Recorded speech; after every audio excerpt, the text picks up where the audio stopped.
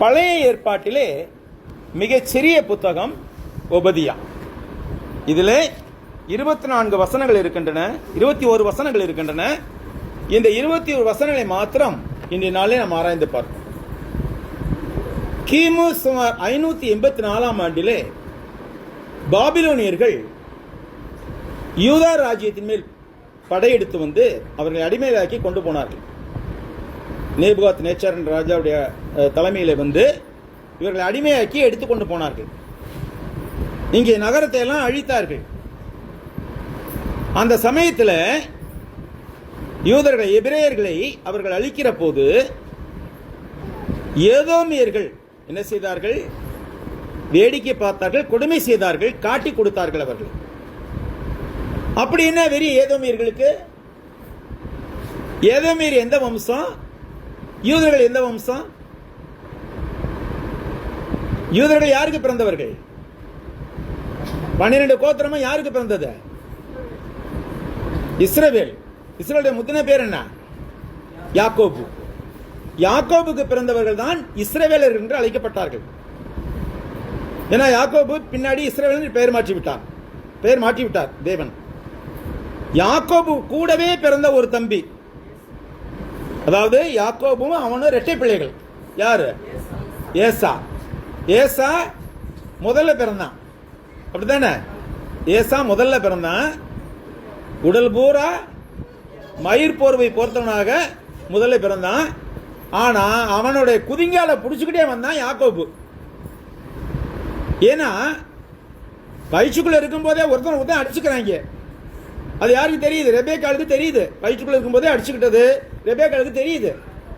அதனால கர்த்தர்ட்ட இது என்ன ஆகுமோ இது கேட்கிற போது கர்த்தர் என்ன சொன்னார்? 2 ஜாதிகள் உங்க வீட்டிலிருந்து பிரியும், 2 விதமான மக்கள் வெளியே வருவார்கள்.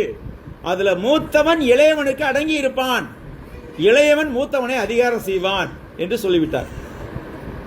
மூத்தவன் யாரு? ஏசா. இளையவன் யாரு? யாக்கோபு. யாக்கோபுனா என்ன அர்த்தம்?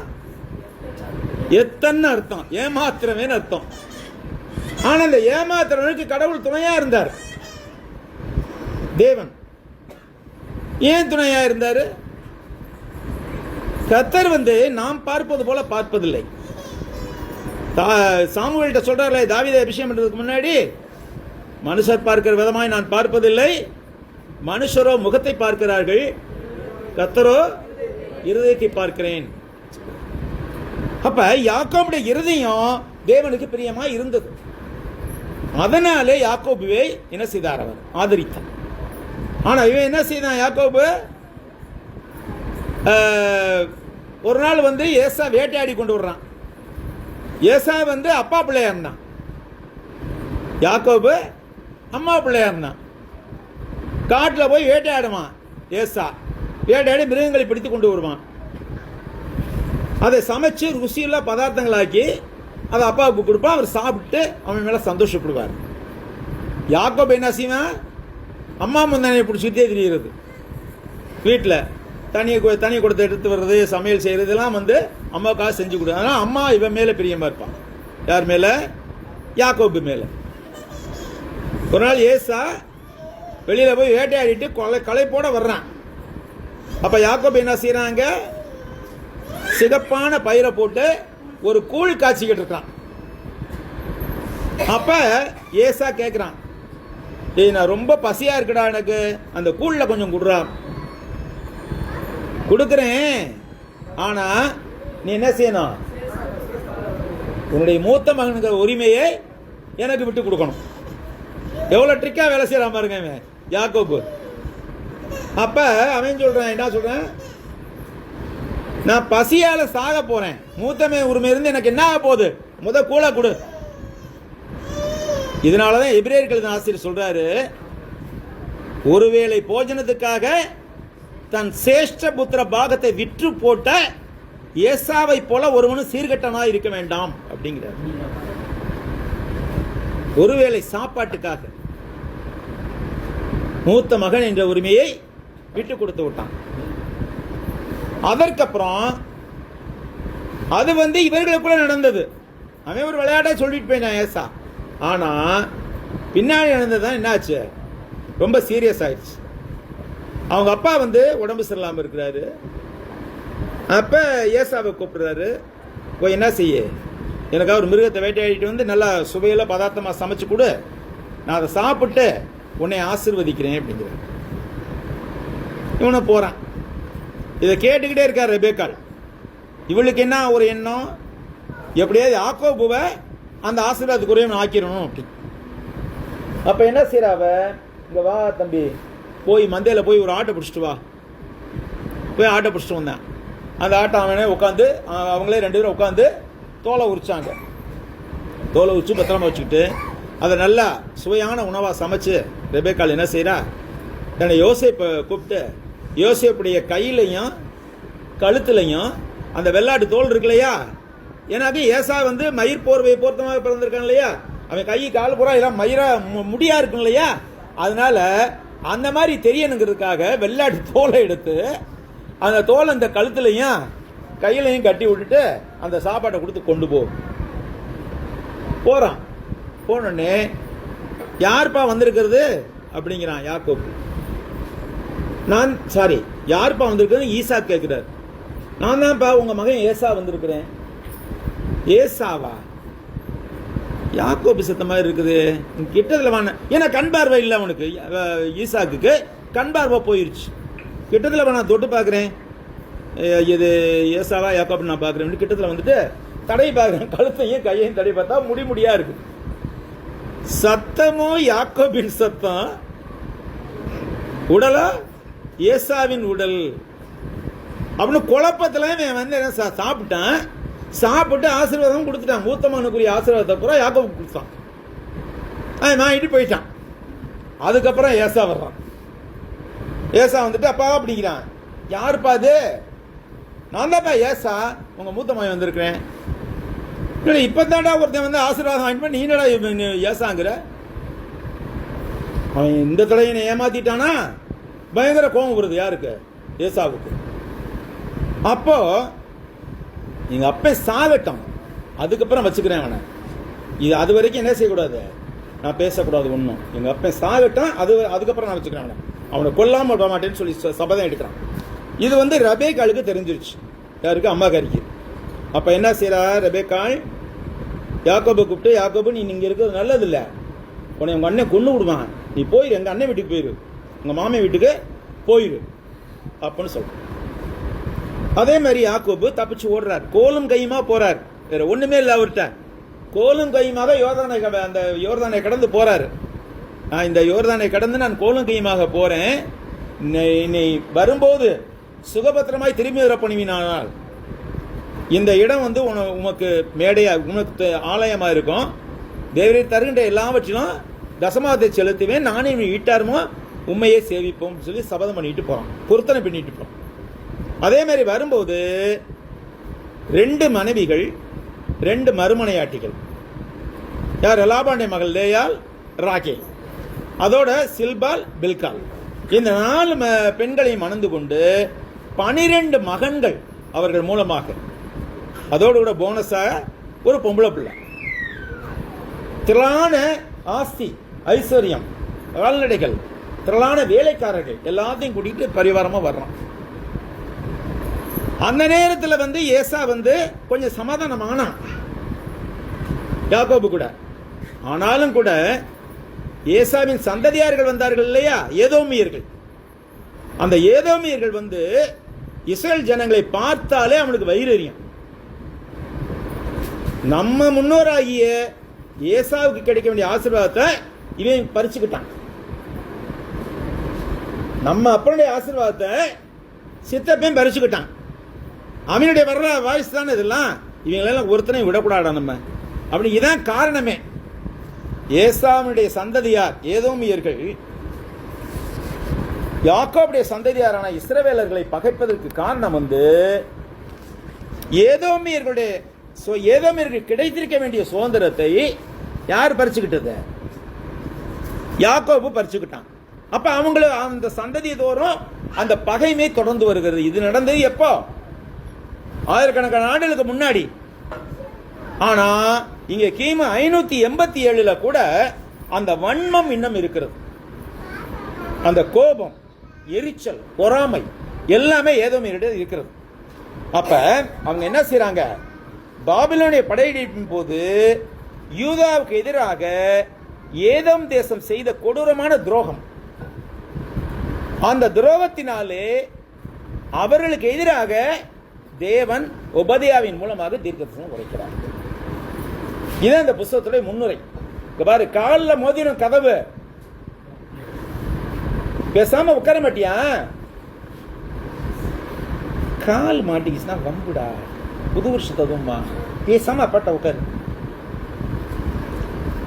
அப்ப இந்த ஏதோமியர்களின் பெருமை மற்றும் இருமாப்பிற்காக தேவன் அவர்கள் மீது நியாய தீர்ப்பையும் முழுமையான அழிவையும் அறிவித்தார். அதான் இந்த புஸ்தகம், இந்த உபதியாவின் புஸ்தகம் முழுவதுமே அதான் காரணம், வசனங்கள் இருக்கிறது. அதே நேரத்தில் இஸ்ரவேலுக்கு எதிர்கால மீட்பையும் நீதியையும் வாக்களிக்கிறது. எதிர்காலம்னா அந்த அண்மையான எதிர்காலம் மட்டும் இல்லை, தொலைதூர எதிர்காலமும் கூட. 587 கிமு 587 அவங்க என்ன செய்யறாங்க, அடிமைத்தனத்தில் போயிட்டாங்க. ஆனாலும் கூட நிச்சயமா திரும்பி வருவாங்க அப்படிங்கிற ஒரு வாக்குத்தத்தம் கொடுக்கப்பட்டது. ஆனாலும் கூட பழைய ஏற்பாட்டுக்காக மாத்திரமல்ல, புதிய ஏற்பாட்டுக்காகவும் அவர்களுக்கு வாக்குத்தத்தம் கொடுக்கப்பட்டது, புதுப்பிக்கப்பட்டது. சபை வரும்போது தான் முழுமையா எல்லாமே நிறைவடையும் அப்படிங்கிற ஒரு வாக்குத்தத்தம் அவர்களுக்கு கொடுக்கப்படுகிறது. இந்த ஒபதியா என்றால் என்ன பொருள்? யா என்று சொன்னாலே யாவேன்னு அர்த்தம். யாவேனா யாரு? யெகோவா, தேவன். எசாயா, ஒபதியா, எரேமியா, அந்த யான் சொல்லி முடியுது இல்லையா, யான் சொல்லி முடியுதுனாவே யாவேன்னு அர்த்தம். அப்ப ஒபதியா அப்படின்னாக்கா கர்த்தருடைய ஊழியன் அப்படின்னு சொல்லி, ஒபதி அப்படின்னாக்க ஊழியன், யா அப்படின்னா யாவேட சுருக்கம், யானா யாவேட சுருக்கம், யாவே என்னது? கர்த்தர். அப்போ ஒபதியா என்றால் கர்த்தருடைய ஊழியக்காரன் என்று அர்த்தமாகிறது. இந்த தீர்க்கதரிசி எழுதின போது இந்த புத்தகத்தில் 3 பாகங்களாக பிரித்து எழுதுகிறார். முதல் பாகம் வசனங்கள் 1 9 வரைக்கும் ஏதோமின் மீதான நியாய தீர்ப்பு. இது தேவ நீதியை விட்டுவிடுதலின் விளைவுகளாக சொல்லப்படுகிறது. அடுத்து 10-14 வரைக்கும் வரும்போது தேவனுடனான உறவை கைவிடுவதன் விளைவுகள். யாரு கைவிட்டது? யூதா தேசத்தார். யூதா தேசத்தார் ஏன் பாபிலோனுக்கு போறாங்க? காரணம் என்ன? அது ஒன்றும் யோக்கியம் இல்லை, தேவனுடைய நீதியை கைவிட்டுட்டான்.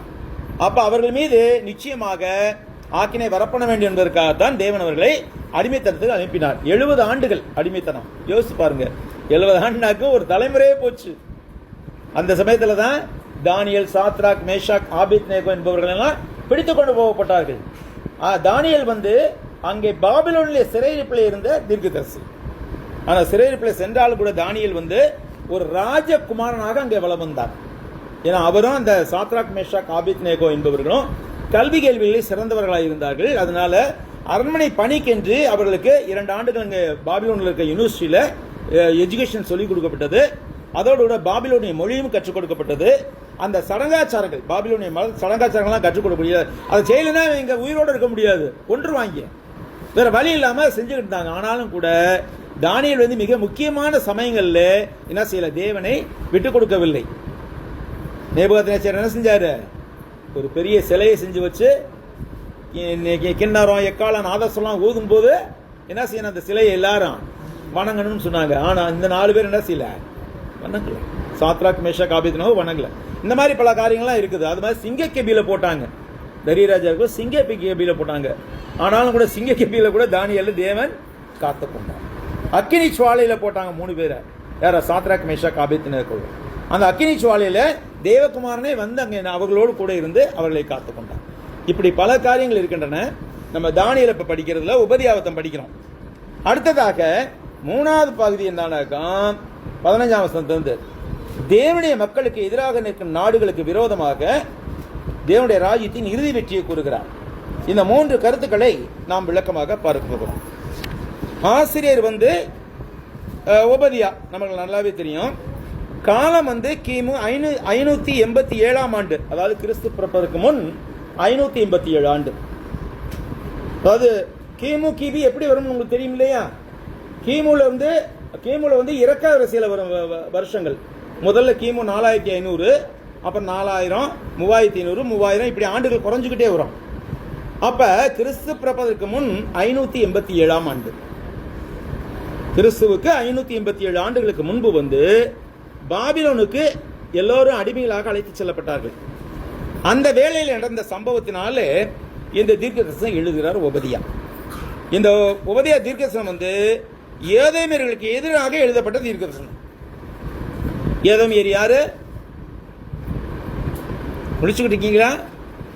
ஏதோமியர் யாரு? யாருடைய வாரிசு? ஏதோமியர்கள் ஏசாவுடைய வாரிசு. ஏதோமியர்கள் ஏசாவுடைய வாரிசு. அவர்களுக்கு எதிராக உபதியா சொன்ன தீர்க்கதரிசனம் தான் இந்த புஸ்தகம். இதுல முக்கிய கருத்து என்னன்னு பார்க்கும்போது, பாபிலோனுடன் சேர்ந்து கொண்டு யூதாவை தவறாக நடத்தியதற்காக ஏதோ மீது விதிக்கப்பட்ட நியாய தீர்ப்பை பற்றி இந்த தீர்க்கதரிசனம் உரைக்கிறது. பாபிலோன் வந்து இவர்களை அடிமைகளாக இழுத்து கொண்டு போகும்போது இந்த ஏதோமியர்கள்லாம் அங்க இருந்துகிட்டு என்னென்ன கொடுமை செஞ்சாங்க அப்படிங்கிறத பற்றி ஒரு விளக்கமான ஒரு காரியத்தை சொல்லுகிறாங்க. இப்ப பார்க்க போறோம். ஏன்னா எப்படி 11:30 வரைக்கும் நீங்க கேட்டுக்கிட்டு தான் ஆகணும், வேற வழி இல்லை. 11:15 வரைக்கும் கூட இருக்கும். என்னை விட்டா நான் 3 மணி கூட பேசிக்கிட்டு இருப்பேன், ஒன்றும் பிரச்சனை இல்லை. ஆனால் நீங்க சுதந்திரவீங்க, கேட்டு ரொம்ப களைப்பாயிரும். அதுக்கு மேலே என்ன செய்யாது, கேட்கறதுக்கு முடியாது உங்களால். அதனால நான் 11 மணி வரைக்கும் நிச்சயமா பேசுவேன். 11 மணிக்கு அப்புறம் முடிஞ்சா பார்க்கலாம், இல்லாட்டி நம்ம வந்து அடுத்த புது வருஷத்தில் பார்த்துக்கலாம். ஆனால் புது வருஷத்தில் 2 யோவான் போகணும், அது ஒன்று இருக்குது. சரி, முக்கிய கருத்து வந்து நம்ம பார்த்தோம். மைய செய்தி என்ன? ஏதோமின் பெருமையும் துரோகமும் அவர்களின் அழிவுக்கு காரணமாயின. ஏதோமியர்களுடைய பெருமை அதை அங்க சொல்லுவாரு. இந்த வசனத்தை போகும்போது நம்ம பார்க்க போறோம். ஏதோமியருடைய பெருமை மற்றும் அவர்களுடைய துரோகம். யாருக்கு துரோகம் பண்ணாங்க? ஏதோமியர்கள் யாருக்கு துரோகம் பண்ணாங்க? ஒரு பொண்ணு தான் சொல்லிட்டு இருக்கு, ஜெனட் ஒன்று தான் சொல்லிட்டு இருக்குது. கூட கொஞ்சம் ஒத்து ஊதுது, ஜாய்ஸ் பைபிள் காலேஜில் போய் படித்ததுனால. மற்றவங்கள யாரும் பேசவே மாட்டேங்கிறீங்களா? நீங்கள் உங்களை முழிப்போட வச்சிருக்கணும் தான் கேள்வி கேட்கறது அடிக்கடி. நான் மற்ற பிரதர்களை கேட்க முடியாது இந்த மாதிரிலாம் கேள்வி. இன்னைக்கு வந்து வேற வழி இல்லை, கேள்வி கேட்டுக்கிட்டே தான் இருக்கணும். கொஞ்சம் முழிப்போட இருக்கணும். நீங்கள் பைபிளை கையில் வச்சுக்கோங்க, வசனங்கள் வரும்போது கரெக்டாக பாருங்க. ஏதோமின் பெருமையும் துரோகமும் அவர்களுக்கு அழிவு காரணமாகின்றன. அதே நேரத்தில் சீயோன்னா யாரு? யூதா மீட்கப்படும். இது தேவனுடைய ராஜ்யமாகிய சபை நிறுவப்படுதல் என்ற நிகழ்வில் தான் தனது உச்சக்கட்டத்தை அடையும். பழைய ஏற்பாடு மட்டுமல்ல, புதிய ஏற்பாடு இதோட கனெக்டடா இருக்குது. அது எப்படிங்கிறத பின்னாடி பார்க்க போறோம். இது எங்கதான் உச்சக்கட்டமையும்? சபை ஸ்தாபிக்கப்படும் போதுதான். எப்ப சபை ஸ்தாபிக்கப்பட இருந்தது? இதை சொல்லப்பட்டது கிமு 587. கிபி 32 தான் சபை ஸ்தாபிக்கப்பட்டது. அப்ப 587 வருஷம் கடந்து இங்கிட்ட ஒரு 30, 612 வருஷம் கழிச்சு நடக்க போறத முன்னாடியே சொல்றாரு உபதியா. அப்ப எவ்வளவு தீர்க்க தரிசனம் தெளிவா இருக்குது பாருங்க. அதே மாதிரி இன்னொரு தீர்க்க சொன்னாரு, அவர் வந்து மேசியாவின் தீர்க்கதரிசியே சொல்லப்படுகிறார். அவர் யாரு? மேசியாவின் தீர்க்கதரிசி சொல்லப்படுறது. அவர் இப்போ எழுதின தீர்க்கதரிசன புத்தகத்தில் 53ஆம் அதிகாரம் முழுவதும் கர்த்தராகிய இயேசுவின் பாடுகளை பற்றி தான் சொல்லியிருக்குது. ஏசாயா 53ல பார்த்தாங்க, கர்த்தருடைய பாடுகள் தான் அதில் ஃபுல்லாக வரும். ஆக இந்த தீர்க்கதரிசன புத்தகம் வந்து தேவ நீதி மற்றும் உண்மையை பற்றி யூதாவிற்கு உறுதியளிக்கிறது. தேவ நீதி நிறைவேற வேண்டும், அதே சமயத்தில் நம்முடைய சத்தியம் நம்மிடத்தில் இருக்க வேண்டும், அதோடு கூட அன்பும் இருக்க வேண்டும். அன்பு என்றால் என்ன, தேவ நீதி நிறைவேற்றுவது என்றால் என்ன, இந்த விளக்கத்தை நம்ம பின்னாடி பார்க்க போறோம். தேவனின் மக்களுக்கு விரோதமாக ஒருவர் எழுந்தா தேவன் என்ன செய்வார்? அவனை அழிப்பார். தேவனின் மக்களுக்கு விரோதமாக ஒருவன் எழும்பினால் அவனை தேவன் அழிப்பார். ஏன்? அவர் ஒரு வாக்குத்தத்தம் கொடுத்திருக்கார். உன்னை தொடுகிறவன் என் கண்ணின் மணியை தொடுகிறான். உன்னை தொடுகிறவன் என் கண்ணின் மணியை தொடுகிறான். கண்ணின் மணினா இது கருவிழி இருக்கு இல்லையா, அதுக்கு நடுவில் தொட்டமா இருக்கு இல்லையா, அதை தொடுறது. தேவனுடைய கண்ணை போய் குத்துனா சும்மா விடுவார் அவரு? இன்னைக்கு பல இது நடந்துடுது நாட்டில் பாருங்க. அவங்க நாமகரண கூட்டமாவே இருந்துட்டு போட்டோம், அவங்களும் யாரும் சொல்றாங்க, இயேசுவோட பேர் தான் சொல்லிட்டு இருக்காங்க இல்லையா. ஆனா நான் இதை எப்படி பாக்குறேன்னாக்க, நான் அப்புறம் சொல்றேன். எல்லா பக்கமும் 25ஆம் தேதி நடந்தது நமக்கு நல்லாவே தெரியும். இந்தியா முழுவதும் பல இடங்களில் இந்த இந்துத்துவ நாய்கள் சென்று போய் என்ன செஞ்சாங்க, கடிச்சு குதறாங்க. ஒரு பாஸ் மேலே பிரசங்க மேலே பேசிட்டு இருக்காரு, அவர்கிட்ட போய் நின்றுக்கிட்டு அவர் தோல்ல கை போட்டுக்கிட்டு, இந்த பைபிள் எங்க இருந்து வந்தது? வெளிநாட்டுல இருந்து வந்தது. நமக்கு 4 வேதம் இருக்குது, உபநிஷத்து இருக்குது, பகவத்கீதை இருக்குது, அதான் இங்க செல்லும். இந்த பைபிள் இங்க செல்லாது, இதெல்லாம் சொல்லக்கூடாதுங்க. ரோட்ல வித்துக்கிட்டு இருக்காங்க இந்த கிறிஸ்துமஸ் தொப்பி ட்ரெஸ் இதெல்லாம் வித்துக்கிட்டு இருக்காங்க. அவனை போய் அடிக்கிறான், நீ எதுக்கிட்ட அங்க விற்கிற, இது இந்து நாடு, இங்க என்ன செய்யக்கூடாது, இந்த கிறிஸ்தவ பொருட்கள்லாம் விற்கக்கூடாது அப்படின்னு சொல்லி அவனை அடிச்சு தொடுறான். நான் எப்படி இதை பார்க்கிறேன்னாக்க, கிறிஸ்துமஸ் பைபிள் படி நாம கிறிஸ்தவர்கள் கொண்டாட முடியுமா? கிறிஸ்துமஸ் என்ற பண்டிகை பைபிள்ல கிடையாது. நம்ம சொன்னா ஒத்துக்கிறானா எவனாவது? அதுக்கு தான் இப்படி போட்டு அடிக்கிறாங்க. நம்ம சொன்னா ஒத்துக்கணும் இல்லையா, இப்படி போட்டு. ஆனாலும் கூட கர்த்தர் நீதியுள்ளவராய் இருக்கிறார். அந்த அடிச்சார்கள் இல்லையா, அந்த ஜனங்களுக்கு ஏற்ற தண்டனையை கொடுப்பார், விரைவிலேயே கொடுப்பார் நிச்சயமாக. அதை நம்ம கண்ணிலே பார்ப்போம். தவறான போதனை போதித்துக் கொண்டிருந்தாலும் யாரை தான் சொல்றான், கிறிஸ்தவ தான் சொல்றான் இல்லையா. ஆனா நம்ம சொன்னா அவன் கேட்கறது இல்ல. கிறிஸ்துமஸ் கொண்டாடக்கூடாதுடா, கிறிஸ்துமஸ் கிடையாது பைபிள் அப்படின்னாக்க, இல்ல நான் அப்படிதான் கொண்டாடுவேன் அப்படின்னு. அதுக்கு தான் இந்த மாதிரி போட்டு அடிக்கிறாங்க. நான் அப்படிதான் இதை பார்க்கிறேன் நான் உண்மையிலேயே. அப்ப நீங்க பார்க்கும்போது, உன்னை தொடுகிறவன் என் கண்ணின் மையை தொடுகிறான் என்று வாக்குத்தத்தம் கொடுத்திருக்கார். அப்ப இந்த புத்தகத்தின் அமைப்பு என்னன்னு பார்க்கும்போது, முதல் 9 வசனங்கள் ஏதோமின் மீதான நியாய தீர்ப்பு. ஏதோமியர் இஸ்ரவேலுக்கு செய்த சகல கொடுமைகளின் நிமித்தமாக அவர்கள் மீது வரும் அழிவை இந்த பகுதி விளக்குகின்றது. 1-9 வரைக்கும் ஒபதியாவின் தரிசனம். கர்த்தராகிய ஆண்டவர் ஏதோமை குறித்து சொல்லுகிறது என்னவென்றால், எழும்புங்கள், அதற்கு விரோதமாக யுத்தம் பண்ண எழும்பும் வாருங்கள் என்று அறிவிக்க சானாதிபதி ஜாதிகளிடத்தில் அனுப்பப்படும் செய்தியை கர்த்தர் சொல்ல கேட்டோம். இதற்கு விரோதமாக, ஏதோமுக்கு விரோதமாக யுத்தம் பண்ணுவோம் என்று சொல்லி சானாதிபதிகள் அறிவிக்கிறாங்க. அதை கேட்டோம் அப்படிங்கிறாங்க. இதோ நான் உன்னை, யாரை? ஏதோமியர்களை, இதோ நான் உன்னை ஜாதிகளில் சிறுக பண்ணினேன், நீ மெத்தமும் அசட்டை பண்ணப்பட்டிருக்கிறாய். 3வது வசனம், கண்மலை வெடிப்புகளாகிய உன் உயர்ந்த ஸ்தானத்திலே குடியிருந்து என்னை தரையிலே விழத்தழுகிறவன் யார் என்று உன் இருதயத்தில் சொல்லுகிறவனே, உன் இருதயத்தின் அகந்தை உன்னை மோசம் போக்கும். நீதிபதி என்ன சொல்லுது? அழிவுக்கு முன்னானது அகந்தை, அழிவுக்கு முன்னானது அகந்தை. ஏதோமியர்கள் மனதிலே அகந்தை கொண்டு இருமாப்போடு பெருமையோடு எதிரிக்கு உதவி செய்கிறார்கள். அதனால கர்த்தர் அங்க சொல்றாரு, உன் அகந்தை நிமித்தமா நீ அழிஞ்ச அப்படிங்கிறார். தொடர்ந்து நம்ம பார்ப்போம். அடுத்ததாக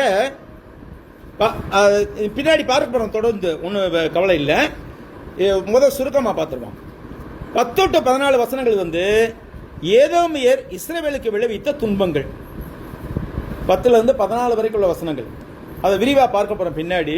பின்னாடி எப்ப பிரதர் மணி 10 ஆச்சுங்காதீங்க, நிச்சயமா பார்த்துருவோம், 11 மணிக்குள்ள பார்த்துருவோம். எருசலேம் வீழ்ந்த போது ஏதோமின் அகங்காரத்தையும் யூதாவிற்கு எதிரானவர்களின் விரோத செயல்களையும் உபதியா கண்டிக்கிறார். அவர்கள் செய்த 9 வகையான துரோகங்களை அவர் அட்டவணைப்படுத்துகிறார்.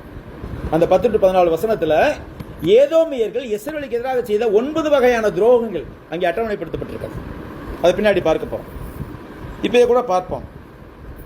11ஆம் வசனத்துல பாருங்க, நீ எதிர்த்து நின்ற நாளிலும் அந்நியவன் சேனையை சிறைப்பிடித்து போன நாளிலும் மறுதேசத்தார் அவன் வாசல்கள், யாருடைய வாசல்கள் இல்லை, இஸ்ரவேலின் வாசல்களுக்குள்ள மறுதேசத்தில் இஸ்ரவேலின் வாசல்கள் பிரவேசித்து எருசலேமின் பேரில் சீட்டு போட்ட காலத்திலும் நீயும் அவர்களில் ஒருவனை போல இருந்தா. யார்ல? நீயும் அந்த பாபிலோனிய எதிரி படை இருக்கு இல்லையா, அந்த எதிரி படையோட ஒருவனா இருந்த. அப்ப காட்டி கொடுக்குற வேலை செஞ்சிருக்கான் இவன். ஏதோமியர்கள் இஸ்ரவேல் எங்கெங்க இருந்தாங்க அப்படிங்கிற காட்டி கொடுக்குற வேலையை செஞ்சிருக்கான். இப்படி பின்னாடி நம்ம பார்க்க போனோம். அடுத்து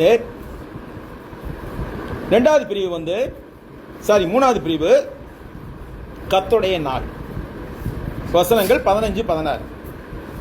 இந்த முக்கியமான பகுதி இதுதான். உபதியா புத்தகத்தில் இந்த 15-16 தான் மிக முக்கியமான பகுதி. எல்லா தேசங்கள் மீதும் வரவிருக்கும் தேவனின் நியாய தீர்ப்பை அறிவிக்கிறது. ஏதோமின் விதியை யூதாவின் முந்தைய நியாய தீர்ப்புடன் ஒப்பிடுகிறது. கர்த்தருடைய நாள் என்பது அவர் ஒரு அசாதாரணமான காரியத்தை செய்யும் காலத்தை குறிக்கிறது. கர்த்தருடைய நாள்னா உடனே நியாய தீர்ப்பு நாள், இந்த கடைசி நாள் வருது இல்லையா, அதை நினைச்சிடக்கூடாது நம்ம. அதுவல்ல இந்த இடத்துல சொல்ற கர்த்தருடைய நாள்ங்கிறது எல்லா தேசங்கள் மீதும் இங்கே பூமியில் இருக்கும் போதே வரவிருக்கிற நியாய தீர்ப்பை குறிக்கிறது. கர்த்தருடைய நாள் வரும்போது என்ன செய்வோம்? உலகமே சுத்தமா அழிஞ்சிரும், பாதாளம் திறக்கப்படும், பாதாளத்துக்கு எல்லாரும் வெளியே கொண்டு வரப்படுவார்கள்.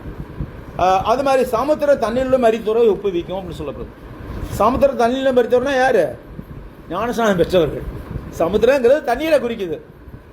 அப்ப சமுத்திர தண்ணீர்ல எல்லாரையும் ஒப்புவிக்கனாக்க ஞானஸ்நானம் பெற்றவர்களா இவங்க தான் அப்படின்னு சமுத்திரம் சொல்லுமா. கர்த்தருடைய ராஜ்யமாகிய சபைக்குள்ளாக உண்மையான ஞானஸ்நானம் பெற்றவர்கள் யாரு? இவங்க தான் அப்படின்னு கர்த்தர் வந்து சொல்லுமா. அப்ப மரணமும் பாதாளமும் இல்லாமல் போயிடும். நம்ம உயிரோடு இருந்தால், அது வரைக்கும் உயிரோடு இருந்தால் நமக்கு என்ன செய்யப்படும்?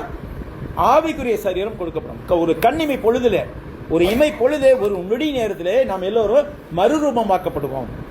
இந்த உடல் போயிடும், இந்த உடல் அழிஞ்சிடும். இந்த உடல் ஏன்னா மாமிசமும் ரத்தமும் தேவனுடைய ராஜ்யத்தை சோதரிக்க மாட்டாது. அதனால இந்த மாமிசத்தோடும் இந்த ரத்தத்தோடும் தேவனுடைய ராஜ்யத்துக்கு போக முடியாது.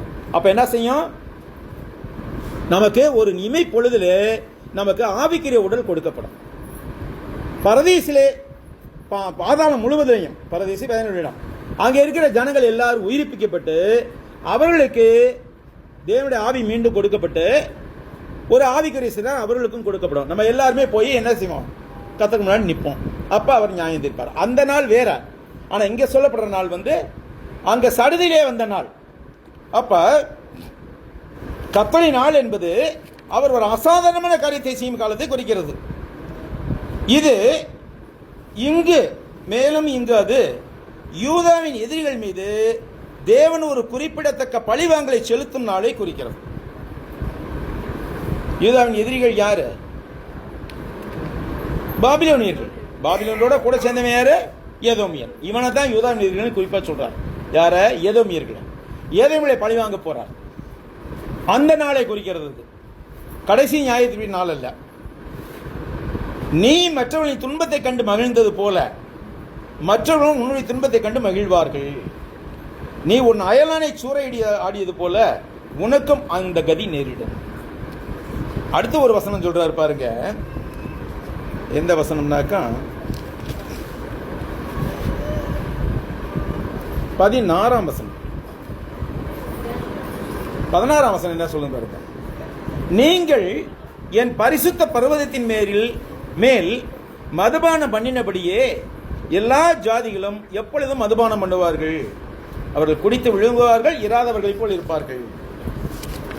என் பரிசுத்த பர்வதத்தின் மேல் நீங்கள் மதுபானம் பண்ணினபடியே. இங்க வந்து சற்று விரிவாக பார்க்க யார் யாரு ஏதோமியர்களை மட்டும் இல்லை குறிக்கிறது.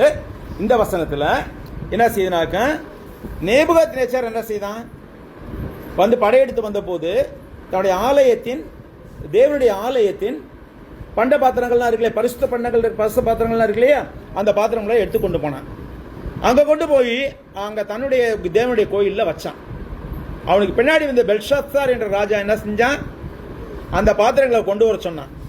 அது அத்தனையும் தங்கத்தினாலான பாத்திரங்கள். அதை கொண்டு வர சொன்னான். அதை கொண்டு வந்து வச்சுக்கிட்டு இந்த பெல்ஷாத்சார் என்ற ராஜா, அவனுடைய மனைவிகள், அவனுடைய வைப்பாட்டிகள், அவனுடைய பிரபுக்கள் எல்லாரும் சேர்ந்து அதுல சாராயம் ஊற்றி குடிக்கிறாங்க. இது எவ்வளவு ஒரு அகத்தியான ஒரு காரியம். தேவனுடைய பரிசுத்த பாத்திரத்தை எடுத்து இவன் ஒயின் சாப்பிடுறதுக்கு பயன்படுத்துறான். அதே மாதிரி இது வந்து நேபுகாத்நேச்சார் முதல் ஆலயத்தின் பரிசு பாத்திரங்களை கொண்டு சொன்னான். அதுக்கப்புறம் ரோமானியர்கள் என்ன செஞ்சாங்க, அதுக்கப்புறம் அவன் கோரேஸ் ராஜா வந்தபோது விடுதலைக்கு அனுப்பிவிட்டான் இல்லையா மக்கள் எல்லாம். அப்போ அவங்க ரெண்டாவதா ஒரு ஆலயத்தை திருப்பி கட்டினாங்க. முதல் ஆலயத்தை நேபுகாத்நேச்சார் இடிச்சு போட்டான். சாலமோன் கட்டின தேவாலயத்தை நேபுகாத்நேச்சார் இடிச்சு போட்டான். அதுக்கப்புறம் கோரேஸ் ராஜா வந்தபோது கோரேஸ் ராஜா ஆவியை தேவன் எழுப்பியிருந்தனாலே அவன் என்ன செய்தான், இவர்களெல்லாம் விடுதலையாக்கி அனுப்பி பொண்ணு பொருளும் கொடுத்து அனுப்பி போய் இன்னைக்கு தேவாலயத்தை கட்டிக்கிங்க, கட்டி உங்க நகரத்தெல்லாம் கட்டி நீங்க சந்தோஷமா சௌக்கியமா சமாதானமா இருந்துக்குங்க அப்படின்னு அனுப்பி விட்டான். அப்பதான் வந்து எஸ்ரா இருக்கானா, எஸ்ரா, நெகேமியா, செருபாபேல் என்ற தேசத்தின் அதிபதிகள் வந்து என்ன செய்தார்கள், மக்களை வழிநடத்தி சென்றார்கள். எங்க பாபிலோன்ல இருந்து மறுபடியும் இஸ்ரேல். அப்புறம் போய் எங்க கோயில் கட்டினாங்க, இது தேவாலயத்தை கட்டினாங்க. அதுக்கப்புறம் அதில் வழிபட்டுக்கிட்டு இருந்தாங்க. அப்புறம் யார் வந்தது, ரோமாபுரிக்காரன் வர்றான். ரோமாபுரிக்காரன் வந்து அவன் 2ஆம் ஆலயத்தின் பாத்திரங்களை எடுத்துட்டு போறான். கிபி 70 நடந்த ஒரு காரியம் அது. அந்த காரியம் மிக கொடுமையான காரியம். தீத்து அவன் ராயன் ஆவதற்கு முன்னாடி அவன் படத்தலைவியா இருந்தபோது தீத்து வெஸ்பாசியன் அவன் பேரு, முழு பேரு. அந்த தீத்து என்ன செய்யறான், தூக்கம் வருது அப்படியே பவுலிக்கு மயங்குது. நீ முடிச்சுக்கிட்டு இருக்கியா,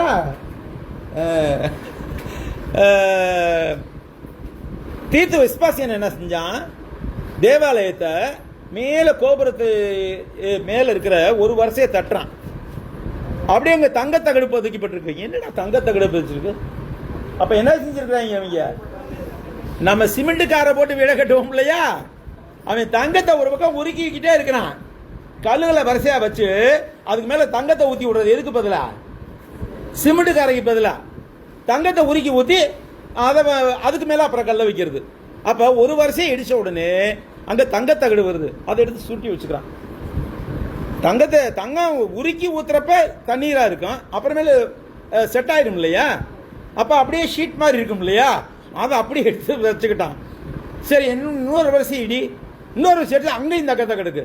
டே எல்லாமே தங்கமா இருக்கும், என்ன செய்ய எல்லாத்தையும் ஆண்டவராக இயேசு கிறிஸ்து சொன்னது போல ஒரு கல்லி மேல் கல்லிராதபடிக்கு எல்லாம் தரைமட்டம் ஆயிடுச்சு. எப்போ, கிபி 70. பிரியமானவர்களே, அப்ப ரோமாபுரிக்காரன் என்ன செஞ்சா, இங்க இருந்த பண்ட பாத்திரங்களாம் தூக்கிட்டு போனான் தேவாலயத்தில் வந்ததை.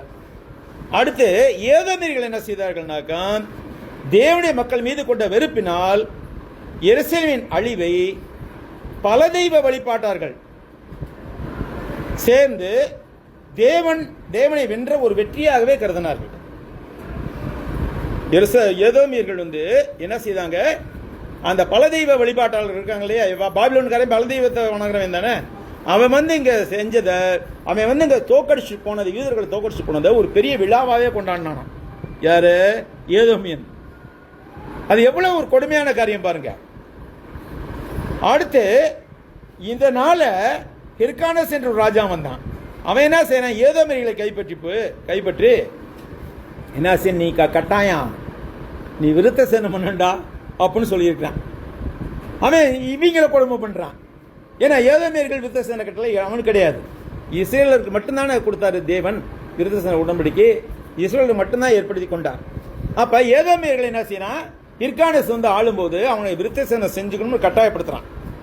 தேவனுடைய பரிசுத்த பர்வதம் சீயோன் மலை, அதை இவர்கள் விக்கிரகங்களுடைய கொண்டாட்டமாக மாற்றி அதை அவமதித்தார்கள். பின்னாடி ஒரு ராஜா வந்தான், அவன் பேர் நல்ல பேரு. அந்த ராஜா வரும்போது என்ன செய்யறான், தேவாலயத்திலேயே பன்றிகளை பலியிட வைக்கிறான். பன்றி என்ன ஒரு மிருகம், யூதர்களை பொறுத்த மட்டும் அசுத்தமான மிருகம், அருவருப்பான மிருகம், விலக்கப்பட்ட மிருகம். அது பன்றியை அவன் வளர்க்கவும் மாட்டான், சாப்பிடவும் மாட்டான் யூதர்கள். ஆனா யூதர்களுடைய தேவாலயத்தில் வந்து பன்றியை பலி செலுத்தினான். நல்ல பேர் தானியேல் தீர்க்கதரிசி. அப்ப இப்படியெல்லாம் வந்து அவமதிக்கப்பட்ட போது ஏதோமியர்கள் அதை பார்த்து சந்தோஷப்பட்டார்கள். நம்மளுக்கு துரோகம் செஞ்சான்ல இவங்க அப்பேன், அதுக்கு தாண்டா அவன் அனுபவிக்கிறான் அப்படின்னு நீங்க செய்றாங்க. அதுக்கப்புறம் 17 21 வரைக்கும் பார்க்கும்போது இஸ்ரவேலுடைய மீட்பு, இஸ்ரவேலின் எதிர்கால மீட்பு மற்றும் தேவனின் நித்திய ராஜ்யம். எது தேவனுடைய நித்திய ராஜ்யம் எதுங்க? நம்ம சபை நம்ம ஆராதிக்கிறோம் இல்லையா, இதான் தேவனுடைய நித்திய ராஜ்யம். இந்த நித்திய ராஜ்யம் பற்றிய நம்பிக்கையான பார்வையுடன் இந்த புத்தகம் முடிவடைகிறது. அங்க என்ன சொல்லப்படுறார், இரட்சகர்கள் சீயோன் மலை மீது ஏறுவார்கள். ஏன்னா ஒரு இரட்சகர் தானே, இயேசு இரட்சகர் பெயரை சொன்னால் எதுவும் நடக்குமே சொல்றோம். அதான் இரட்சகர்கள் சொல்லுது. பாருங்க அதை, அந்த வசனத்தை பாருங்க, 21ஆம் வசனம். ஏசாவின் பர்வதத்தை நியாயந்திருப்பதற்காக இரட்சகர்கள் சீயோன் பர்வதத்தில் வந்தேறுவார்கள், அப்பொழுது ராஜ்யம் கர்த்தருடையதா இருக்கும். இதான் முக்கியமா சபை இல்ல கொண்டு வந்து முடிக்கிறது. இரட்சகர்கள், அப்ப ஒன்றுக்கு மேற்பட்ட இரட்சகர்கள் இருக்கிறாங்களா? நம்ம எல்லோரையும் சேர்த்துதான் சொல்லுது. நம்ம மற்றவர்களை ரட்சிப்புகளாக வழிநடத்தணும் இல்லையா, அதனால ஒரு வகையில நம்ம இரட்சகர்கள். நம்ம அவர்களுக்காக மரிக்கவில்லை, மற்றவர்களுக்காக நான் மரிக்கவில்லை. இயேசு ஒருவர் தான் எல்லாருக்காக மரித்தார். அந்த வகையில் அவர் சோட்டன்னு கிரேக்க மொழியில் சொல்றத இரட்சகர்னு சொல்றாங்க, அது வேற. ஆனா நம்மள இரட்சகர்கள் என்று சொல்லப்படுவது எதனால, அவர்களை ரட்சிப்புகளாக வழிநடத்துகிறோம். பிரியமானவர்களை, நாம் இருக்கின்ற இடம் எது, நம்முடைய ஸ்தானம் என்ன, நம்முடைய தகுதி என்ன என்பதை நாம் உணர்ந்தவர்களாக இருக்க வேண்டும். நான் அடிக்கடி சொல்றதுதான், நம்ம இருக்கிற இடம் எது நமக்கே தெரியலங்க, அதனால அசால்ட்டா இருக்கிறோம். நம்ம இருப்பது அவ்வளவு உயர்ந்தமான இடம், மற்றவர்களை நியாயத்திற்கக்கூடிய, மற்றவர்களை ரட்சிப்புக்கு வழிநடத்தக்கூடிய ஒரு உன்னதமான இடத்துல நாம் இருக்கின்றோம்.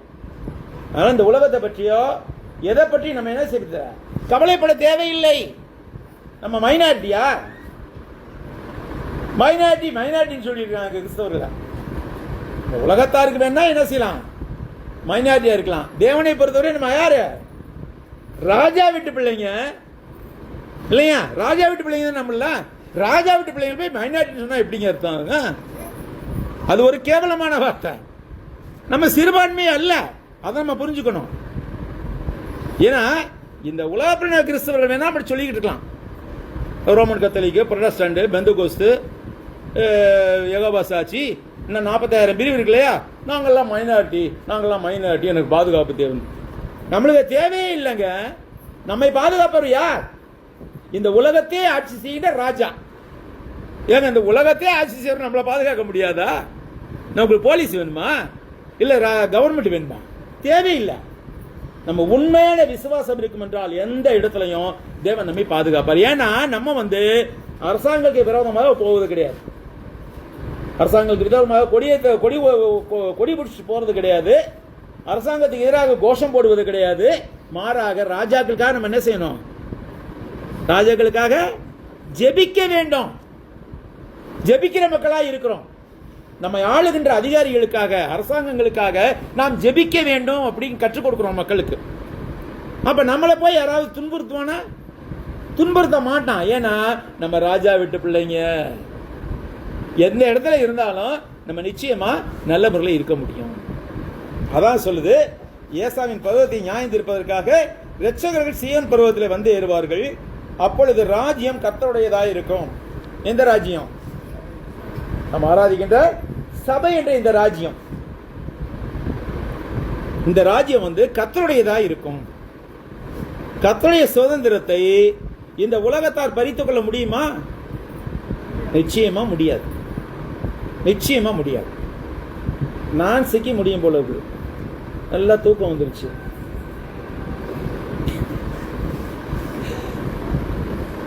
இவ்வளவு சத்தம் போட்டுக்கிட்டு தூக்கம் வருதா? அதுக்குதான் நான் சத்தம் போட்டு பிரசங்கம் பண்றேன், நான் தூங்கிடக்கூடாதுங்கிறதுக்காக. பிரியமானவர்களே, இப்ப இன்னும் கொஞ்சம் வசனத்தை இன்னும் ஆராய்ந்துட்டு அப்புறம் போறோம். இங்க பார்க்கும்போது உபதேச புத்தகமானது பெருமையின் வீழ்ச்சி, தேவனின் மக்களை துன்புறுத்துவதற்கு எதிரான தேவனின் அசைக்க முடியாத நீதி மற்றும் விசுவாசம் உள்ளவர்களுக்கு ஏற்படும் இறுதி மீட்பு ஆகியவை குறித்த முக்கியமான பாடங்களை நமக்கு கற்பிக்கிறது. அகந்தை அழிவுக்கு வழிவகுக்கிறது. இஸ்ரவேலின் பேரழிவை கண்டு ஏதோம் அகந்தையாய் இருந்தது போல, ஏதோம் இருமாப்பு கொண்டது போல, இந்த உலகத்துல நம்ம கஷ்டப்படுறத ஒருத்தர் பார்த்துக்கிட்டு சந்தோஷப்படுவார் என்றால் அவரை யார் என்ன செய்வார்? நியாயம் விசாரிப்பார். தேவன் நியாயம் விசாரிப்பார். நான் கவலைப்படவே தேவையில்லை. தேவன் எல்லா செயல்களையும் பார்க்கிறார். நம்ம செய்யற ஒவ்வொரு காரியத்தையும் நம்ம வேணா நினைச்சுக்கலாம், வீட்டுக்குள்ள மறைவா உட்காந்து நம்ம ஏதாவது செஞ்சுக்குவோம், யாருக்கும் தெரியாது. அப்படி ஒரு காரியமே கிடையாது. நாம் எதை செய்தாலும் முதல்ல யாருக்கு தெரியும்? அது கர்த்தருக்கு தெரியும். எதை நாம் நினைத்தாலும் நம்முடைய இருதயத்தில் நினைவு தோன்றுவதற்கு முன்னாகவே அந்த நினைவை தேவன் அறிந்திருக்கிறார். நம்முடைய வாயின் வார்த்தைகள் பிறக்காததுக்கு முன்னையே அந்த வார்த்தை என்னவென்று தேவன் அறிந்திருக்கிறார். ஏன்னா நம்ம தாயின் கர்ப்பத்தில் உருவாகும் முன்னதாகவே நம்மை பெயர் சொல்லி அழைத்தவர்லவா. அப்ப அவருக்கு நம்முடைய உள்ளம் புறமும் எல்லாமே தெரியும். நம்ம அவர்களும் செய்ய முடியாது, ஒன்னையும் மறைக்க முடியாது. சகலமும் அவர் கண்களுக்கு முன்பாக நிர்வாணமாயும் வெளியரங்கமாயும் இருக்கிறது. வசனம் சொல்லுது இல்லையா? சகலமும் ஒரு கண்களுக்கு முன்பாக நிர்வாணமாயும் வெளியரங்கமாயும் இருக்கிறது. தேவன் நம்ம எதையுமே மறைக்க முடியாது. அப்போ இங்க தேவன் எல்லா செயலையும் பார்க்கிறார். தமது ராஜ்யத்தின் மீட்பை வாக்களிக்கிறார்.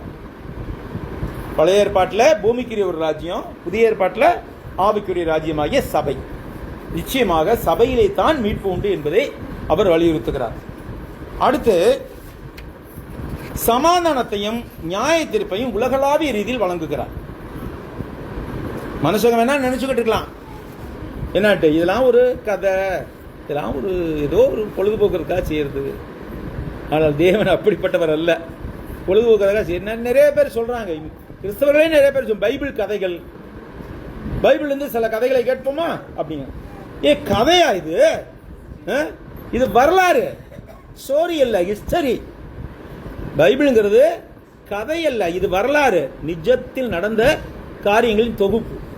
அதை உணராமல் தான் பல பேர் பேசுகிறார்கள். இப்ப பெருமை அழிவுக்கு வழிவகுக்கிறது.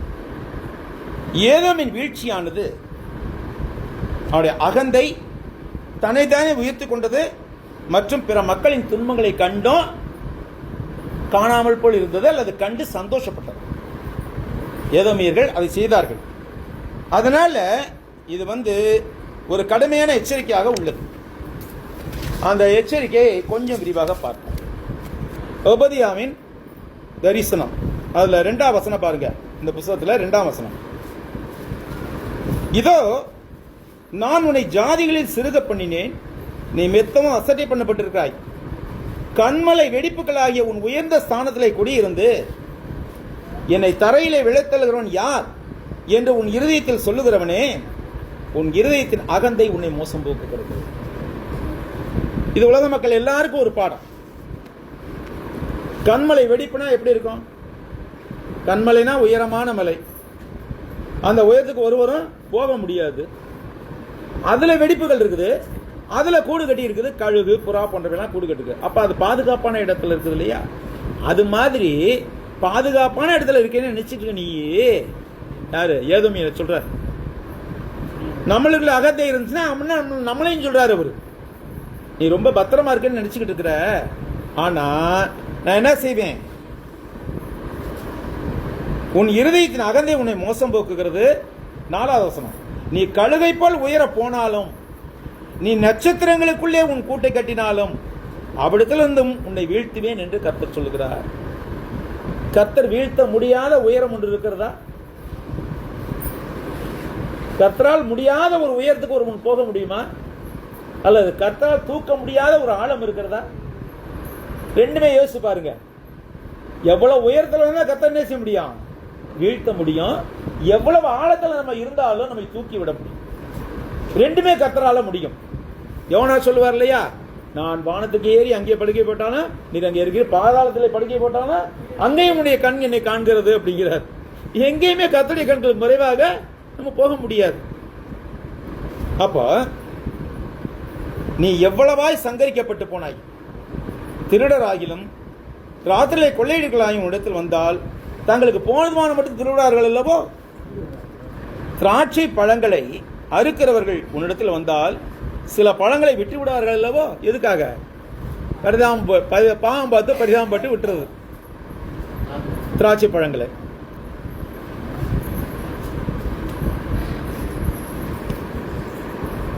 ஏசாவினுடையவைகள் எவ்வளவாய் தேடி பார்க்கப்பட்டது. ஏசாவினுடையவைகள் இவன் எப்படி எல்லாத்தையும் தேடி தேடி கொலை செய்யறதுக்கு பாபிலோனுக்கு காட்டி கொடுத்தானோ அது மாதிரி ஏசாவினுடையவைகள் தேடி பார்க்கப்பட்டது. ஏசாமின் சந்ததியா தான் ஏதோமியர்கள். ஏசாமியுடையவைகள் எவ்வளவாய் தேடி பார்க்கப்பட்டது, தேவனுடைய அந்தரங்க பொக்கிஷங்கள் எவ்வளவாய் ஆராய்ந்து எடுத்துக்கொள்ளப்பட்டது. உன்னோடு உடன்படிக்கை செய்த எல்லா மனுஷரும் உன்னை எல்லை மட்டும் துரத்தி விட்டார்கள். யாரு? பாபிலோன்காரன், இன்னும் மற்றவர்கள் எல்லாரும் எல்லை வரைக்கும் அவர்களை துரத்தி விடுவார்கள். நடக்க போற சொல்றாரு, எதிர்காலத்தில் நடக்க போற சொல்றாரு. உன்னோடு உடன்படிக்கை செய்தவர்கள் எல்லா மனுஷரும் உன்னை எல்லை மட்டும் துரத்தி விட்டார்கள். உன்னோட சமாதானமாய் இருந்த மனுஷர் உன்னை மோசம் போக்கி உன்னை மேற்கொண்டார்கள். உன் அப்பத்தை சாப்பிட்டவர்கள் உனக்கு கீழே கண்ணி வைத்தார்கள், அவனுக்கு உணர்வில்லை. இது ஏதோமுக்கு கொடுக்கப்பட்ட ஒரு சாபமாக இருக்கிறது. அந்நாளிலே அல்லவோ நான் ஏதமில்ல ஞானிகளையும் ஏசாவின் பருவத்தில் புத்திமான்களையும் அழிப்பேன் என்று கர்த்தர் சொல்லுகிறார். தேமான்கிறது ஏதமிகளுடைய முக்கியமான ஒரு நகரம். ஏசாவின் பருவத்தில் மனுஷர் யாவரும் கொலையினால் சங்கரிக்கப்படும்படி உன் பராக்கிரமசாலிகள் கலங்குவார்கள். இதுவரைக்கும் ஏதோமியர்கள் மீது வருகின்ற சாபங்களை கொடுக்கிறார். அதற்கு அடுத்தது இந்த ஏதோமியர்கள் இஸ்ரவேலுக்கு செய்த கொடுமையை பற்றி 9ஆம் வசனத்திலிருந்து 15ஆம் வசனம் வரைக்கும் சொல்றார். பாருங்க. தேமானே, இல்ல 9 விட்டுருங்க, 10 நீ உன் சகோதரனை யாக்கோபுக்கு செய்த கொடுமை நிமித்தம். சகோதரனை யாக்கோபுக்கு கொடுமை செய்தனா என்ன அர்த்தம்?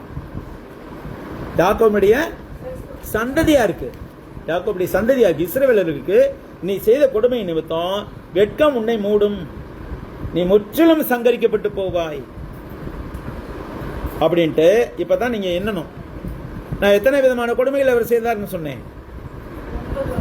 9 விதமான கொடுமைகளை செய்தார்னு சொன்னேன். இந்த 9 நீங்க எண்ணணும். நான் சொல்ல இந்த 9ஐயும் எண்ணணும்.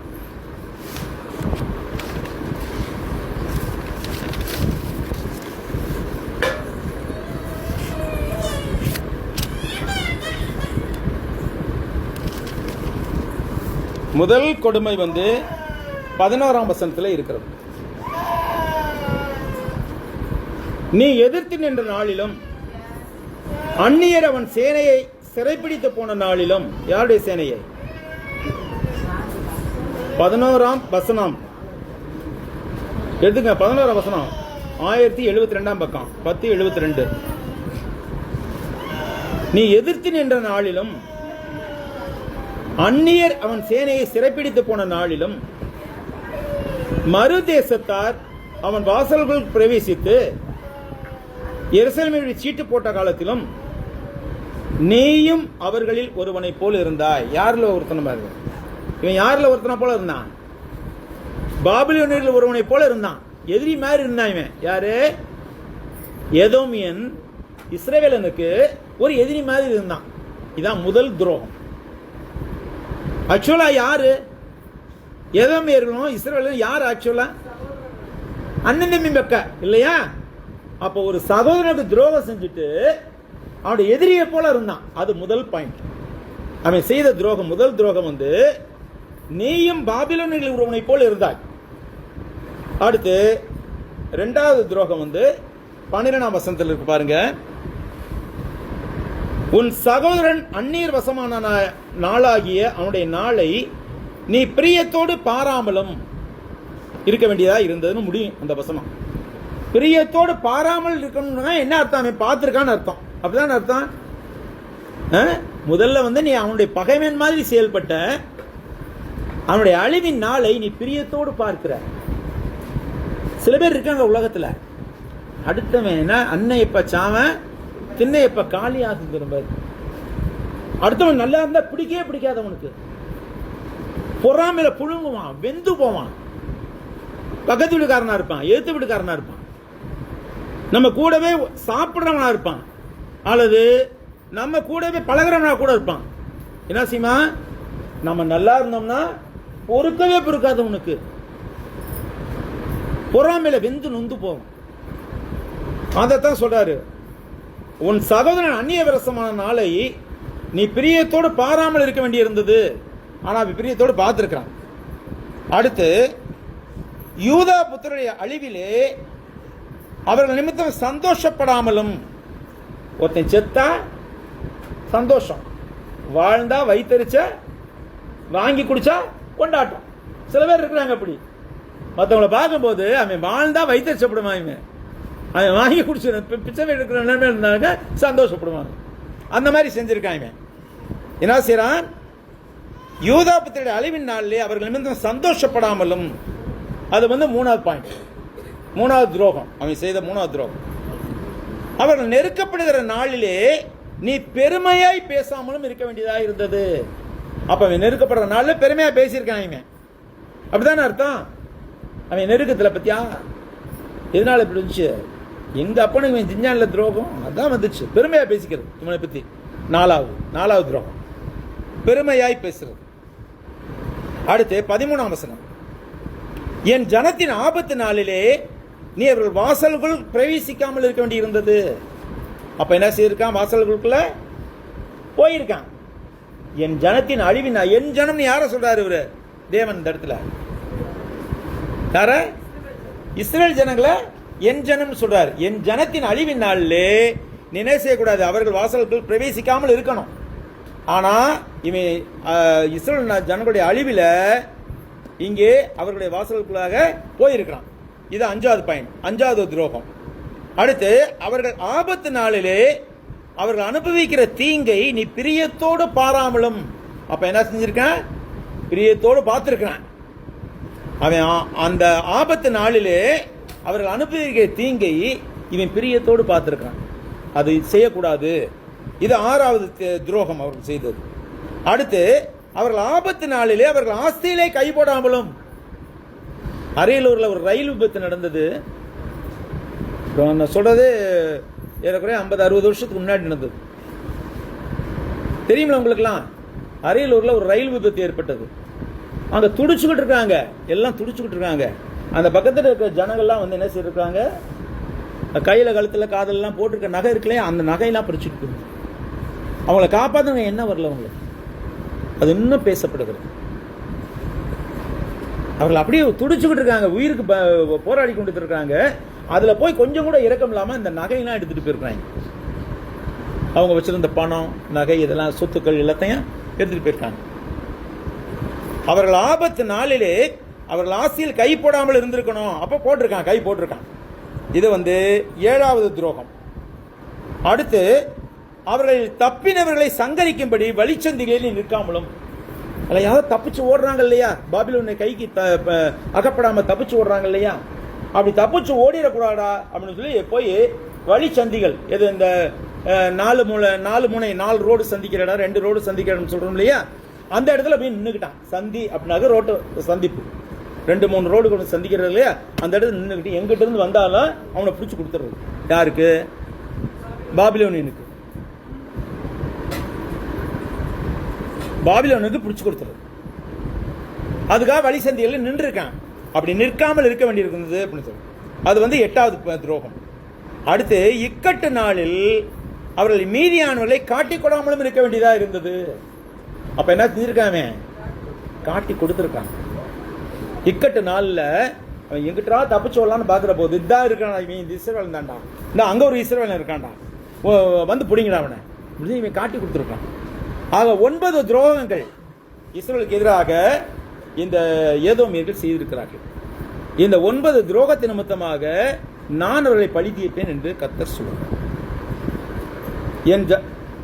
அவர்கள் தப்பினவர்களை சங்கரிக்கும்படியும் வழிசந்திகளில் நிற்காமலும் இக்கட்டு நாளிலே மீதியானவர்களை காட்டிக்கொடாமலும் இருக்க வேண்டியதாக இருந்தது. அடுத்தது 15-16 வசனங்கள் கர்த்தருடைய நாளை பற்றி சொல்லுகிறோம். எல்லா ஜனங்களுக்கும் விரோதமான நாளாகிய கர்த்தருடைய நாள் சமீபமாய் வந்திருக்கிறது. நீ செய்தபடியே உனக்கும் செய்யப்படும், உன் செய்யின் பலன் உன் தலையின் மேல் திரும்பும். என்னது? கண்ணுக்கு கண், பல்லுக்கு பல் என்கிற பிரமாணம். எல்லாம் உற்சாகமா இருக்கிறீங்களா? நீங்க ரொம்ப நேரம் ஆயிடுச்சு, இன்னும் இருக்குது, 11 மணி ஆயிடுச்சு. இருந்தாலும் நம்ம முடிச்சிருக்கோம். எல்லா ஜாதிகளுக்கு விரோதமான நாள் ஆகிய கர்த்தருடைய நாள் சமீபமாய் வந்திருக்கிறது. நீ செய்தபடியே உனக்கும் செய்யப்படும், உன் செய்கையின் பலன் உன் தலையின் மேல் திரும்பும். எல்லா மக்களுக்கு விரோதமாக நான் எழும்புகிறேன், என்னுடைய மக்களை கெடுத்தவர்களே நான் கெடுக்க போகிறேன் அப்படின்னு கர்த்தர் சொல்றார். எபிரேயர்ல அதுதான் சொல்றாரு. சாரி, ரோமர்ல பழி வாங்குதல் எனக்கு உரியது. நம்ம பழி வாங்க கூடாது, நானே பதில் செய்வேன் என்று கர்த்தர் சொல்றார். அவர் பார்த்துக்கிட்டு இருக்க மாட்டாருங்க. அப்ப அதான் வாக்குத்தத்தம் கொடுத்திருக்காரு இல்லையா, உன்னை தொடுகிறவன் என் கண்ணின் மணியை தொடுகிறான். நம்ம கவலைப்படவே தேவையில்லை. ராஜா வீட்டு பிள்ளைகள் நம்மளாம், ராஜா வீட்டு கண்ணுக்குட்டிங்க நம்மளாம். நீங்கள் என் பரிசுத்த பிரவத்தின் மதுபானம் பண்ணினபடியே எல்லா ஜாதிகளும் எப்போதும் மதுபானம் பண்ணுவார்கள், அவர்கள் குடித்து விழுங்குவார்கள், இராதவர்களைப் போல இருப்பார்கள். ஆனாலும் 17 இறுதி மீட்பு பற்றிய ஒரு காரியம் இது. 17 21 வரைக்கும் உள்ள காரியங்கள் இறுதி மீட்பு பற்றிய ஒரு காரியங்கள். ஆனாலும் சீயோன் பர்வதத்தில் தங்கி இருப்பார் உண்டு, அவர்கள் பரிசுத்தமாய் இருப்பார்கள். யாக்கோபின் வம்சத்தார் தங்களுடைய சுதந்திரங்களை சுதந்திரித்துக் கொள்வார்கள். யாக்கோபு வம்சத்தார்னா யாரு? இஸ்ரவேல் ஜனங்கள். மாம்சீக இஸ்ரவேல் ஜனங்களை மாத்திரம் அங்கே குறிப்பதில்லை, ஆவிக்குரிய இஸ்ரவேலையும் குறிக்கிறது. ஆவிக்குரிய இஸ்ரவேல் யாருங்க? நாம தான் ஆவிக்குரிய இஸ்ரவேலர்கள். மாம்சீக இஸ்ரவேலர்கள் அங்க பிறந்தவங்க. நான் சொன்னேன், நான் போன ஞாயிற்றுக்கிழமை சொன்னேன்னு நினைக்கிறேன். நாகாலாந்தில் ஏதோ இந்த 12 கோத்திரங்கள் இருக்கு இல்லையா, 12 ஒரு கோத்திரம், எந்த கோத்திரம் தெரியல எனக்கு, இசக்காரா இருக்குமான்னு தெரியல. அந்த கோத்திரத்தை சேர்ந்தோட ஜீன் அங்க இருக்குதான். எங்க? நாகாலாந்துல, நம்ம நாட்டில். நாகாலாந்துல வடகிழக்கில் உள்ள ஒரு மாநிலம். அங்க அது முற்றிலுமாக நிறைய பேர் 90% கிறிஸ்தவர்கள் தான் இருக்கிறாங்க. அதுல 8700 சில பேர் சொல்றாங்க. அவங்க ஒரு குறிப்பிட்ட மலை வகுப்பை, மலை ஜாதியை சேர்ந்தவர்கள். அவங்க எல்லாமே இஸ்ரவேலுடைய சந்ததியா இருக்கிறாங்களாம், மாம்ச பிரகாரம். அதனால இஸ்ரவேல் அதிபர் பெஞ்சமின் நெத்தானியாஹு சொல்றாரு இல்லையா, அவர் என்ன சொல்றாரு, அந்த மக்களை நாங்க எங்க நாட்டுக்கு கூப்பிட்டுக்குவோம், அதுக்கான ஏற்பாடுலாம் செய்யறோம். நாங்க இங்க பிறந்தவர்கிட்ட பேசிக்கிட்டு நாங்க எங்க நாட்டுக்கு கூப்பிட்டுக்கோம், இவங்கெல்லாம் எங்க சொந்த ஜனம், அதனால நாங்க கூப்பிட்டுக்கோம் அப்படிங்கிறாராம். அப்ப அந்த பழைய பிரமாணத்தை எவ்வளவு வைராக்கியமா இருக்கிறாங்க பாருங்க. ஒரு ஜனம் கூட விடுபடக்கூடாது அப்படிங்கிறது ரொம்ப வைராக்கியமா இருக்கிறாரு பெஞ்சமின் நெத்தானியாஹு, இஸ்ரவேல் பிரதமர் இருக்கிற. அந்த 8700 சில பேரையும் திருப்பி கூப்பிட்டுக்க போறாங்க அங்க. காரணம் என்னன்னாக்கா, அவர் உண்மையிலேயே மாம்ச பிரகாரமாக இஸ்ரவேலர்களாக இருக்கிறார். நாமும் இஸ்ரவேலர்கள் தான். ஆனா எந்த வகையில? ஆவிக்குரிய வகையில. ஆவிக்குரிய வேலை இஸ்ரவேல். ஏன்னாக்கா கிறிஸ்துவை அணிந்து கொண்டோம் இல்லையா. கிறிஸ்து யாரு? இஸ்ரவேல் தானே. கிறிஸ்து ஒரு யூதர் தானே. கிறிஸ்துவை நாம் அணிந்து கொண்டோம் இல்லையா. ஆவிக்குரிய இஸ்ரவேல் நாம் அனைவரும். அப்ப இங்க பார்க்கும்போது, ஆனாலும் சீயோன் பர்வதத்தில் தங்கி இருப்பார் உண்டு, அவர்கள் பரிசுத்தமாய் இருப்பார்கள். யாக்கோபின் வம்சத்தார் தங்களுடைய சுதந்திரங்களை சுதந்திரித்துக் கொள்வார்கள். யாக்கோபு வம்சத்தார் அக்கினியும், யோசேப்பு வம்சத்தார் அக்கினி ஜுவாலையுமாய் இருப்பார்கள்.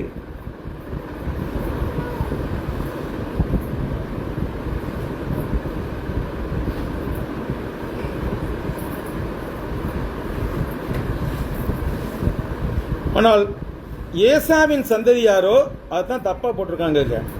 ஏசாவின் சந்ததியாரோங்கிறதுக்கு ஏசானம் சத்தத்தாரோன்னு போட்டிருக்கு.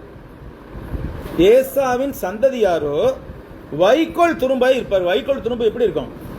கொஞ்சம் தீ பிடிச்சா கொளுத்தி போயிடும். யாக்கோபின் ஜனங்கள் எப்படி இருக்கிறாங்களாம்? அக்கினியா இருக்கிறாங்களாம். யோசேப்பின் ஜனத்தார் அக்கினி ஜுவாலையா இருக்கிறாங்களாம். அவங்கள்ட்ட போய் இந்த ஜனம் நிக்க முடியும் ஏதோமியர்கள். அவர்கள் எப்படி இருக்காங்களாம்? ஏசாவின் சந்ததியாரோ வைக்கோல் துரும்பாய் இருப்பார்கள். அவர்கள் யாரு? யூத ஜனங்கள். அவர்கள் இவர்களை, யார? ஏசாவின் ஜனங்களை, ஏதோமியர்களை கொளுத்தி, அவர்கள் இவர்களை கொளுத்தி ஏசாவின் வம்சத்தில் மீதியாய் இராதபடிக்கு இவர்களை பட்சிப்பார்கள். ஒருத்தர் கூட விட்டு மாய்க்க மாட்டாங்க.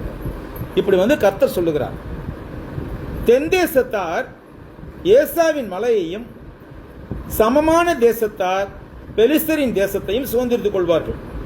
அவர்கள் எப்ராயிம் நாட்டையும் சமாரியாவின் நாட்டையும் சுதந்திரித்துக் கொள்வார்கள். பெனமின் மனுஷர் கீலேயாத்தையும் சுதந்திரித்துக் கொள்வார்கள். யார் யார் எந்தெந்த இடத்தெல்லாம் போய் சொந்தம் கொண்டாடுவாங்க அப்படிங்கறத சொல்றார். சர்பத் மட்டும் கானானிற்குள்ளே சிறைப்பட்டு போன இஸ்ரவேல் புத்திரராகிய இந்த சேனையும், சேப்பராத்தில் சிறைப்பட்டு போன எருசலேம் நகரத்தாரும் தென்திசை பட்டணங்களை சுதந்திரித்துக் கொள்வார்கள்.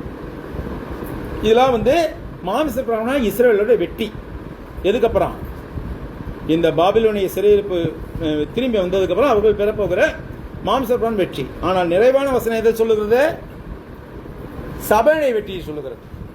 என்னது? 21ஆம் வசனம். முடிச்சுக்கோங்க, முடிஞ்சிருச்சு பிரசங்கம். ஏசாவின் பர்வதத்தை நியாயம் தீர்ப்பதற்காக இரட்சகர்கள் சீயோனின் பர்வதத்தில் ஏறுவார்கள். அப்பொழுது ராஜ்யம் கர்த்தருடையதாயிருக்கும். ராஜ்யம் யாருடையது? கர்த்தருடையது. இதுல யாரும் உரிமை கொண்டாட முடியாது. கர்த்தர் ஒருத்தர் தான் ராஜாவாயிருக்கிறார். கரெக்டா? ஆக பிரியமானவர்களே, இந்த உபதேசம் என்ற புத்தகம் மிக அருமையான புத்தகமாக இருக்கிறது. இதை நீங்க படிச்சு பாருங்க, இப்போ உங்களுக்கு நல்லா புரியும். ஒருவேளை சற்று கவனக்குறைவினால சில பாயிண்ட்களை விட்டுருந்தீங்கன்னா இதை நான் யூடியூப்ல போட்டு அனுப்பிவேன் உங்களுக்கு லிங்க், அதை கேட்டுக்குங்க. இப்ப ஒரு புத்தகத்தை முடித்து விட்டோம். இந்த பிரசங்கத்திலே ஒரு புத்தகத்தை படித்து முடித்து விட்டோம். எல்லாருமே நல்லா கேட்டீங்க, எல்லாருமே நல்லா முடிச்சுட்டு தான் இருந்தீங்க. ரொம்ப நன்றி. கர்த்தர் தாமே நம்மை ஆசீர்வதிப்பாராக. தொடர்ந்து நாம் மற்ற காரியங்கள் கடந்து செல்வோம்.